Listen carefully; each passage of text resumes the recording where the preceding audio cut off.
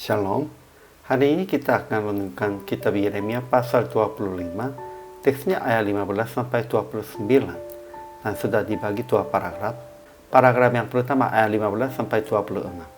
Yeremia, minumkan piala berisi anggur kehangatan amarah kepada segala bangsa yang kepadanya Tuhan mengutusnya.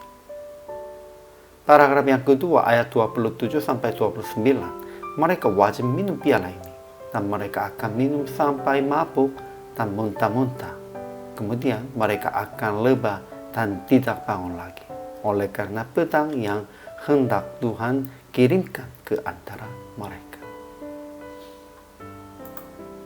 Kesimpulan hari ini, Tuhan perintahkan kepada Yeremia, minumkanlah isinya kepada segala bangsa yang kepadanya aku mengutus engkau. Mereka yang minum piala ini adalah Yerusalem, kota-kota Yehuda, raja, pemuka-pemuka Mesir, Filistin, Edom, Moab, Ammon, Tirus, Sidon, dan yang lain-lain.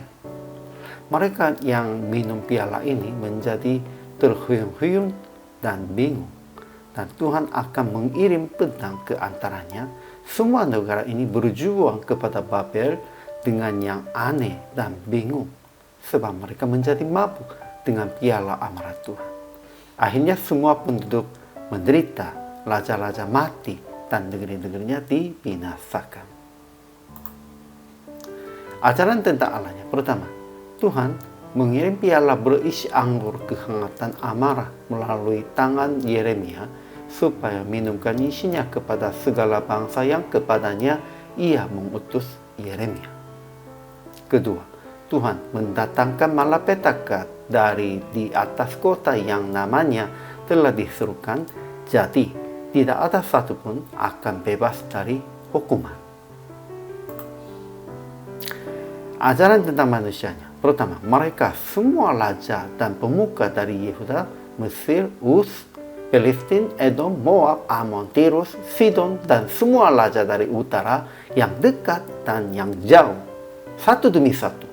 Dan kepada semua kerajaan dunia yang ada di atas muka bumi akan minum isi piala kehangatan amarah Tuhan. Kedua, mereka yang mabuk itu menjadi terhuyung-huyung, bingung, dan muntah-muntah.